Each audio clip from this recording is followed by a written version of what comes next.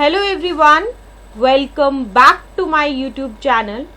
आज की वीडियो को हम स्टार्ट करेंगे एक पॉजिटिव नोट के साथ और आज का हमारा पॉजिटिव नोट है, ये ज़िंदगी है जनाब, कई रंग दिखलाएगी, कभी हंसाएगी तो कभी रुलाएगी। जो खामोशी से सह गया वो निखर जाएगा और जो भावनाओं में बह गया वो बिखर जाएगा। और इसी पॉजिटिव नोट के साथ हम स्टार्ट करेंगे आज की वीडियो को। आज हम डिस्कस करने वाले हैं NBHM 2017 के पेपर को और जो सेक्शन है जिसको हम डील करेंगे वो है कॉम्प्लेक्स एनालिसिस। तो चलिए स्टार्ट करते हैं आज की वीडियो को।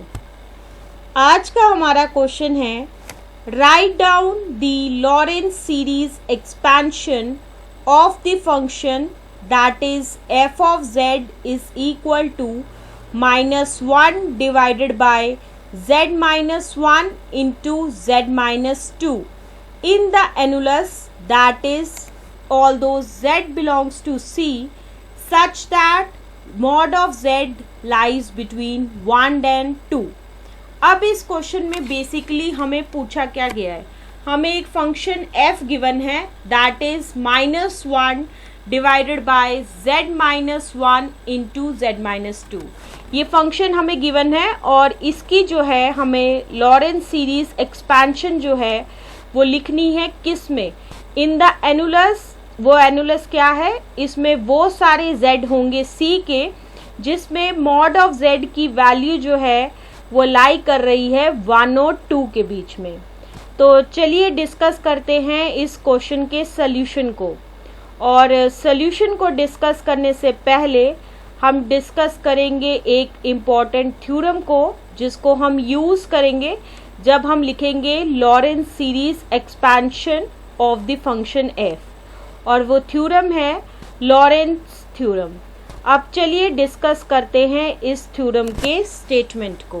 ओके, स्टेटमेंट है, मान लीजिए एक ऐसा फंक्शन f है जो एनालिटिक है पूरे के पूरे एनुलर डोमेन में, और वो एनुलर डोमेन कैसा है जिसमें mod of z minus z naught की जो वैल्यू है वो लाई कर रही है R1 और R2 के बीच में। और ये जो एनुलर डोमेन है इसका सेंटर क्या है, z नॉट। और साथ ही साथ हम मान के चलेंगे C जो है वो एक पॉजिटिवली ओरिएंटेड। अब पॉजिटिवली ओरिएंटेड का क्या मतलब है कि उसकी जो डायरेक्शन होगी वो होगी एंटी क्लॉकवाइज डायरेक्शन। ठीक है, तो हम मान के चलेंगे कि C जो है वो एक positively oriented simple close contour है उस पॉइंट z0 के अराउंड। ठीक है, और साथ ही साथ जो है वो C लाई कर रहा है उस डोमेन के अंदर, which is as depicted in the diagram also। okay? और जब हम सभी पॉइंट, कोई भी पॉइंट अगर हम ले लेंगे उस डोमेन D में, तो F के पास एक सीरीज रिप्रेजेंटेशन होगी और वो सीरीज रिप्रेजेंटेशन कैसी होगी, that is f of z is equal to होगा summation n from 0 to infinity an z minus z naught की power n plus summation n from 1 to infinity bn divided by z minus z naught की power n, जहाँ पे mod of z minus z naught की value जो है वो लाई करेगी R1 और R2 के बीच में।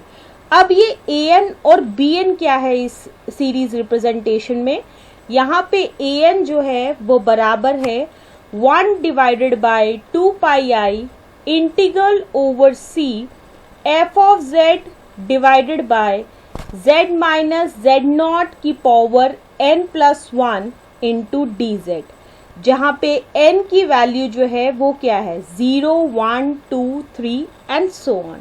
और साथ ही साथ bn किसके बराबर है, bn जो होगा वो इक्वल टू होगा 1 divided by 2 pi i integral over C f of z divided by z minus z naught की power -n+1 into d z, जहाँ पे n की वैल्यू जो है वो होगी 1 2 3 एंड सो ऑन।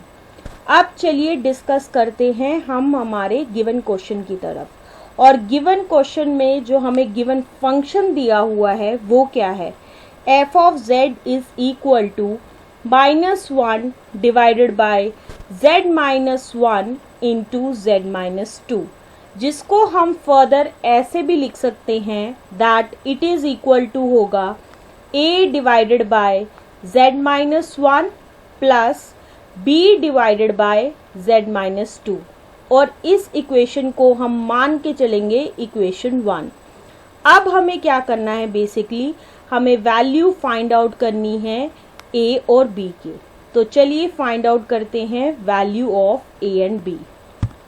जैसा कि हम अभी मान के चले थे that is -1 divided by z minus 1 into z minus 2 किसके बराबर है, इट इज इक्वल टू है a divided by z minus 1 plus b divided by z minus 2। इस इक्वेशन को हम मान के चलेंगे इक्वेशन 2। अब हम क्या करेंगे, इस केस में मल्टीप्लाई करेंगे both sides by z minus 1 into z minus 2। So उससे हमें क्या मिलेगा, that is -1 is equal to होगा a into z minus 2 plus b into z minus 1, जिससे फर्दर इम्प्लाई होगा दैट -1 इज इक्वल टू होगा az minus 2a plus bz minus b। अब हम क्या करेंगे, जिससे फर्दर इम्प्लीकेशन मिलेगा दैट -1 इज इक्वल टू होगा a plus b into z plus -2a minus b। अब हम क्या करेंगे, इस केस में कंपेयर करेंगे बोथ साइड्स। तो यहाँ से हमें मिलेगा that -2a minus b is equal to -1 के बराबर होगा, और a प्लस b जो है वो इक्वल टू 0 के बराबर होगा। अब इस इक्वेशन को that is a plus b is equal to 0 को जो है हम फर्दर जब सॉल्व करेंगे तो हमें मिलेगा that a is equal to जो है वो -b के बराबर है। अब हम चलिए डिस्कस करते हैं इस इक्वेशन को, that is -2a minus b is equal to -1।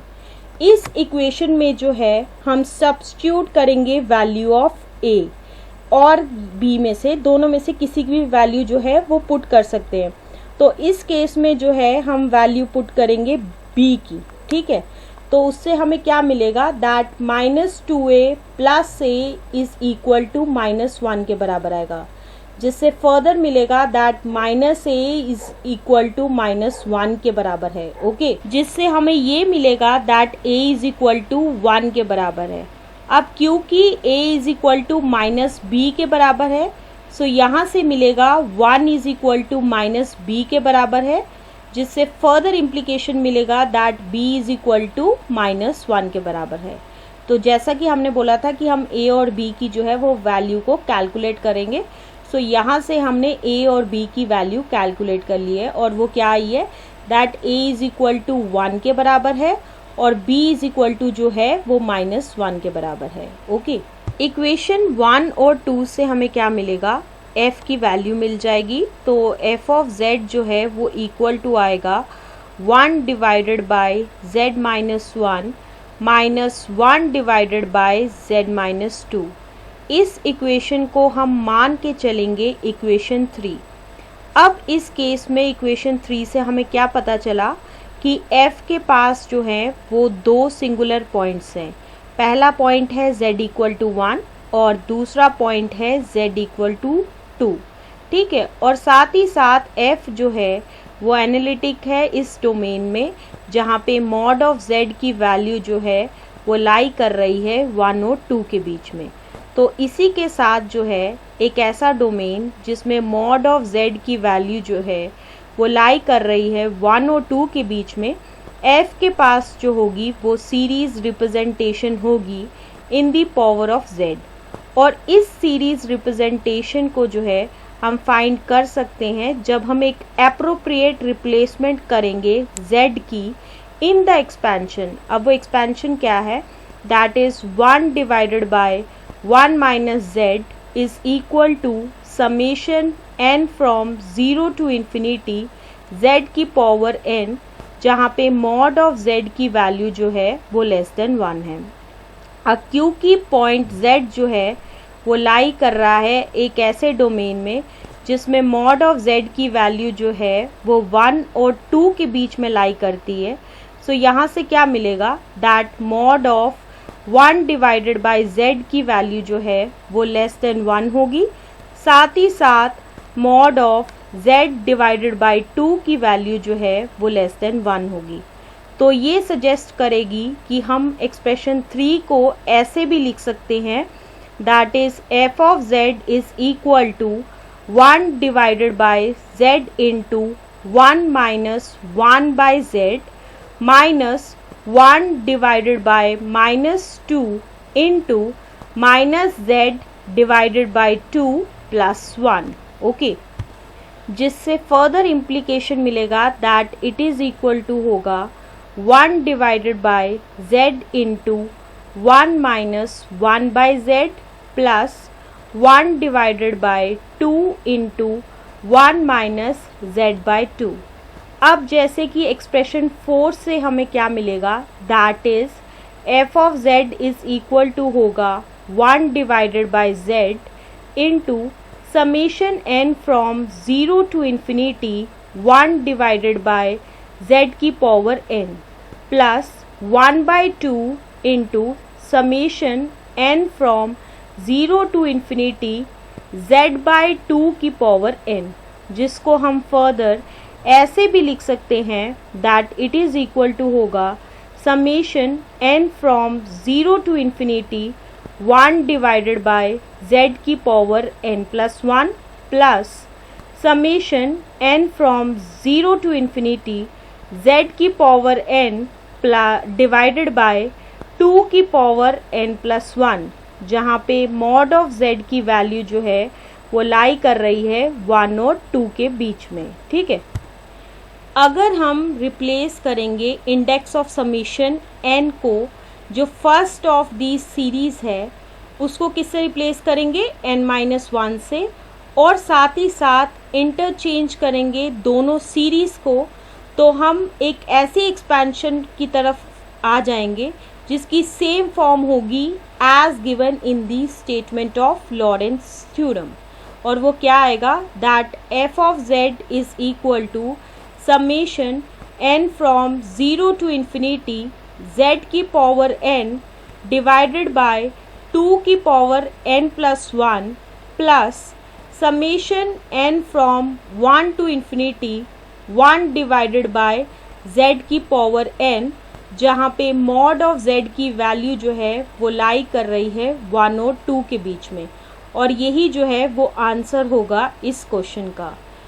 So this is the explanation to this particular question, और इसकी एक्सप्लेनेशन के साथ ही ये है एंड इस वीडियो का, और मिलते हैं अपनी नेक्स्ट वीडियो में। So see you soon in our next video.